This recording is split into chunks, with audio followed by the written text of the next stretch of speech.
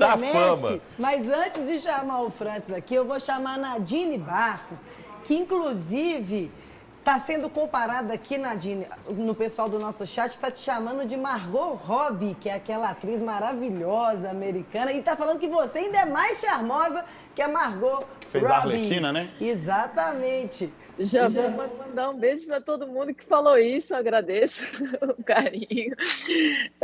Bom dia, Bel, Gão, Toledo, Fael, bom dia a todos. Tivemos alguns lances polêmicos, eu não sei se tem alguém na bancada bravo com a arbitragem, com algumas reclamações, nós separamos alguns lances. Eu não tenho dúvida agora. Vou começar pelo Toledinho, que estava de férias, e como o América só joga hoje, vamos relembrar a expulsão do Moisés, que pelo menos a diretoria americana deixou muito brava essa diretoria, mas vamos acompanhar esse lance aí, Toledinho e Nadim.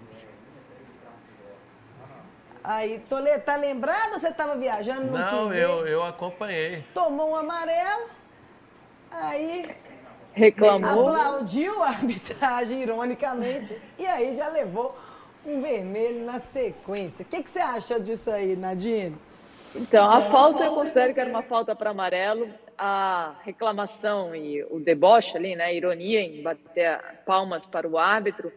Lembrando que a orientação passada pela comissão de arbitragem para os árbitros era para ser cada vez mais rigorosos em relação às reclamações. Não é o primeiro lance que a gente viu em relação a isso, já teve do Hulk também, que reclamou, nem bateu palma, né? Apenas perguntou, questionou com o árbitro, ele entendeu que foi uma reclamação assintosa, e nesse fato aqui, o gestual do jogador, do Moisés, após receber o cartão amarelo, bater palma para o árbitro, acabou recebendo o segundo cartão amarelo. Eu confesso que eu acho que tem um certo exagero da arbitragem, sim, porém é uma orientação que está sendo passada para os árbitros. Então, se a comissão de arbitragem está exigindo que o árbitro faça isso, os jogadores têm que ficar um pouco mais...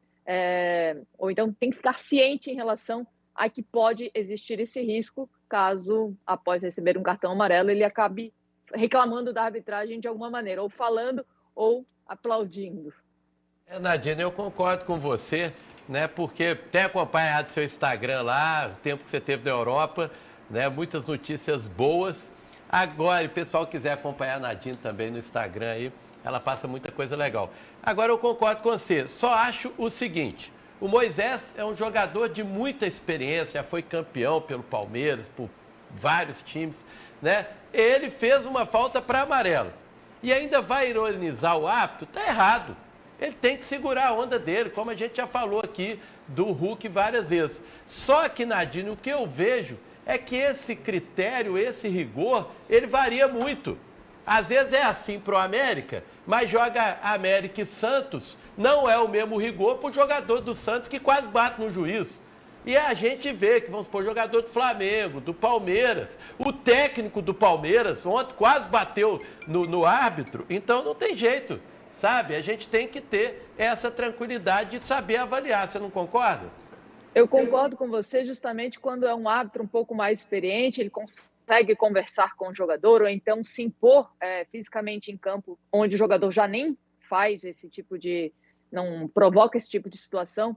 Então, quando você fala em relação a um critério, alguns árbitros fazem isso, mostram o cartão logo na sequência, outros não. Então também fica um pouco difícil em relação a exigir da arbitragem.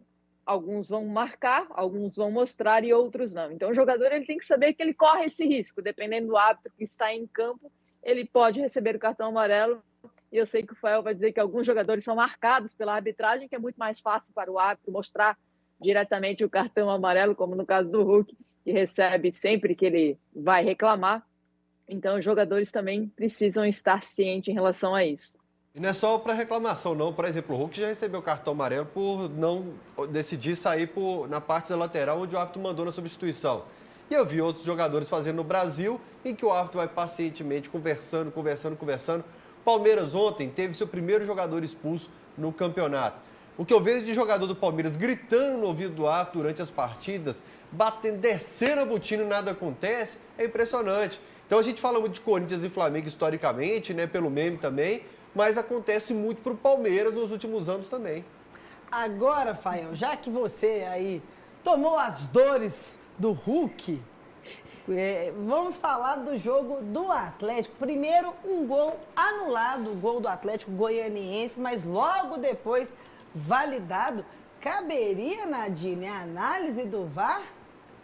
Então, aqui o assistente acabou se equivocando da posição, né, do atacante do Atlético Goianiense, que a posição era legal, depois as linhas foram traçadas, o árbitro marca o impedimento, mas por essa imagem fica muito claro que a posição era legal, então foi um erro do assistente, e esse tipo de erro que a gente fala é que a tecnologia veio para ajudar, né, que seria um erro até quase 1 metro ali na frente, quer dizer, o defensor estava dando condições. Então, a tecnologia ajudou a arbitragem nesse lance para validar o gol. A bandeirinha desse lado aí, ela estava muito insegura. Eu não me lembro o nome dela agora, mas ela errou bastante durante esse jogo. E normalmente quem reclama muito é o que dá condição. O Mariano, aconteceu isso, ele deu condição e ele foi o que mais reclamou ali. E falando, Nadine, em dar condição, foi justamente o que aconteceu no lance do gol do Atlético. Porque, pode rodar aí, Milton, por gentileza, porque o que deu condição ao Paulinho foi o jogador do Atlético Goianiense ter encostado na bola.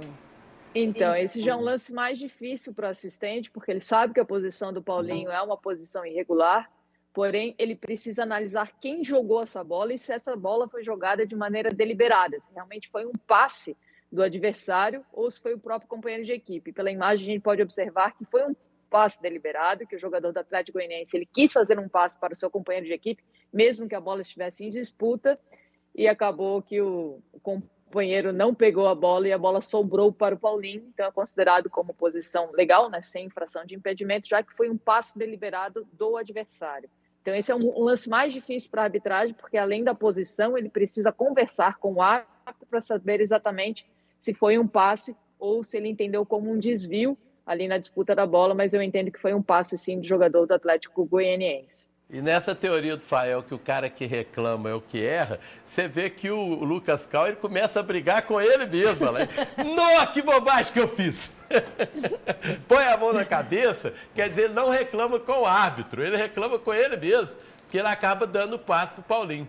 E antes dele finalizar, né? Mas esses dois do Galo aí foram até lances menos complicados, mas tem um lance aqui hoje que é do time do Gão, mas eu queria ver muito a opinião da Nadine sobre a boa vontade, e não é com essa camisa rubro-negra aí não, é com a outra. Como que o comportamento natural do árbitro no Brasil é diferente com a camisa rubro-negra? Vamos colocar então este lance. Já tá de vermelho hoje, viu, Isabel? Ih, Nadine, vai sobrar pra você no time do Gão ainda. Vamos lá, pênalti. De azul, né, o Gão? Hoje eu tô de vermelho porque eu não estou em São Paulo, acabei de esquecer meu uniforme. Mas vamos lá. Esse lance onde o árbitro marcou... Esse foi o lance do pênalti, né? Isso. Esse, do Robert aí com Ayrton Lucas. O Robert, ele chega antes na bola, ele cabeceia a bola, ele não faz nenhum gesto com o braço, que seria para acertar o seu adversário, e sim o braço está no movimento natural do que ele fez, o movimento do corpo para cabecear. Se ele tivesse aberto o braço para atingir ali o adversário, para ganhar espaço, aí eu entenderia a falta ser marcada. Mas nesse caso, não, ele não tem como tirar aquele braço está junto ao corpo, e em momento algum ele faz um movimento adicional para acertar o Ayrton Lucas. Eu estava assistindo o jogo e no momento eu falei, não foi pênalti, espero que o árbitro de vídeo, né, que era a Daiane, que ela se manifeste em relação a esse lance. Demorou um pouco até para ela recomendar a revisão, e depois o Braulio, após analisar as imagens, voltou atrás e desmarcou a penalidade, que na minha opinião não aconteceu.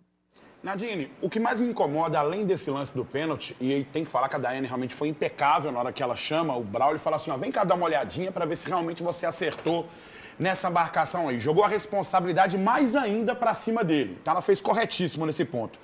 É o critério do Braulio de amarrar o jogo demais. Amarrou demais o jogo. Cruzeiro emparelhou seu jogo com o Flamengo, jogou muito bem, principalmente o meio-campo do Cruzeiro, que é muito criticado pela torcida, mas os caras representaram muito bem. E aí o que acontece? Muita faltinha besta, amarrava o jogo, parava aqui, conversava demais. E nesse lance do pênalti, o jogo ficou pelo menos parado uns 6 minutos. Então, quando é contra o Flamengo, que precisa de repente, não o Flamengo precisa, mas a partida requer uma atenção maior nesses acréscimos, vai 12, 13 minutos. Nesse jogo ele deu 6 minutos. Que 6 seria minutos. praticamente para substituições. Exatamente. Mais uma paradinha ou outra. Então, no mínimo, se ele tivesse um critério adequado para essa partida, seria um acréscimo de, no mínimo, uns 9 minutos. Ele deu 6 minutos, acabou o jogo, complicou porque marcou esse pênalti, teve a análise do VAR, aquela enrolação para bater, bate pênalti, não bate, vai analisar e tal. No mínimo, eram 9 minutos. Então, nessa, o Braulio realmente foi mal. Foi Braulio, péssimo. que o Marcos Rocha fez uma defesa que o Mineirão com a bola assim, ó, que ia no gol. Ele não marcou pênalti, não. A arbitragem com o Flamengo. Palmeiras. A arbitragem com o Flamengo, Nadine, é igual lá na roça. Um dia a gente tava lá e o ato na roça é do visitante. O cara marcou um pênalti contra a gente lá no Bom Retiro e comemorou. Eu falei, ô Gissão, me ajuda aí, né? Contra o Flamengo só falta o ato comemorar um pênalti. Eu não posso concordar em relação a isso, mas um detalhe que eu posso falar em relação à arbitragem, quando o árbitro ele marca uma situação em campo de jogo e ele precisa ser corrigido pelo árbitro de vídeo para desmarcar, para o árbitro eu acho que influencia muito mais do que ele não marcar e o árbitro de vídeo chamar ele para marcar. Então, quando eu falo em relação ao pilar mental, que seria ter um equilíbrio depois do jogo, quando o árbitro comete um erro como esse, ele tem que ser corrigido pelo árbitro de vídeo, pode analisar todos os jogos. Quando o árbitro comete o erro e ele precisa ser chamado para arrumar, ele viu algo que não aconteceu, influencia muito mais do que se ele não marcar e o árbitro de vídeo chamar ele para marcar. Eu quero dizer que depois desse lance, com certeza o árbitro ele fica muito mais perdido porque ele fica, de fato, pensando no que ele fez e é muito mais difícil para ele assimilar do que ele não marcar algo e o árbitro de vídeo chamar ele para marcar. Então pode ser, Rugão, que de fato ele queria terminar rapidamente esse jogo justamente porque ele ainda estava com aquele lance na cabeça. Pundinzinho, minha querida, ainda assim não concordo com a sua opinião, porque eu acho que se eu sou um piloto de um caça, tô no meio de uma guerra, se eu erro, eu vou embora pro espaço, tá ligado? Então, ele não eu não estou justificando. Claro, mas entendo o seu posicionamento, mas ele foi assim durante o jogo inteiro, Nadine. Foi embaçado algo pra gente mesmo, tá? analisar em relação aos outros jogos, quando o árbitro ele comete um erro como esse no começo do jogo. Pode perceber que depois ele não vai fazer uma boa arbitragem e provavelmente vai cometer mais erros. Ô Nadine, pra gente fechar, só o lance do segundo gol do Flamengo é porque teve, inclusive, entrevista do lado celeste questionando aí fair play. Você sentiu isso, Gão? Porque o jogador estava caído? Não Primeiro que eu acho que não foi falta do William. Acho que não foi falta do William. Primeiro ponto é esse. O segundo ponto é que fair play no Brasil é utopia. É balela. Não existe fair play no Brasil, sabe? No diálogo é muito bom, no discurso é muito bom, mas não existe fair play no Brasil. Nesse caso, deveria deixar seguir mesmo, Nadine? Sim, porque nesse caso o fair play ele tem que ser aplicado pelos jogadores, né? No árbitro ele só paralisaria se fosse um choque de cabeça ou uma lesão muito grave que ele observasse que tivesse que ser um atendimento imediato. Ali no caso, o Neres ele coloca a mão na perna, a gente sabe que também ele está no campo de defesa, o árbitro olha para ele, os jogadores olham, não param, e agora eu concordo com o Gão que no Brasil é muito difícil um jogador fazer o fair play, ainda mais quando está no campo de ataque. E isso eu já não acho que é uma culpa tanto do árbitro em si, e sim dos jogadores e pela cultura, porque no Brasil a gente sabe também que muitos jogadores eles simulam uma lesão, então é muito difícil para o árbitro avaliar se realmente ele está lesionado ou se ele está ali porque passou a bola, ou sei lá, alguma coisa que aconteceu e acabou sentindo. E para a arbitragem, de fato, ele só paralisaria o jogo se fosse uma lesão muito grave. Mas eu acho que, para o espírito do futebol, os jogadores deveriam pensar um pouco mais, mas no Brasil realmente é muito difícil, porque a gente sabe também que existem mais atores em campo do que jogadores. Beleza, Nadine, muitíssimo obrigada. Semana que vem nos encontraremos, certamente com mais polêmicas. Minha querida, um beijo para você. Um beijo até semana que vem. Até semana que vem. Classifica aí, meu time, porque ontem teve a vitória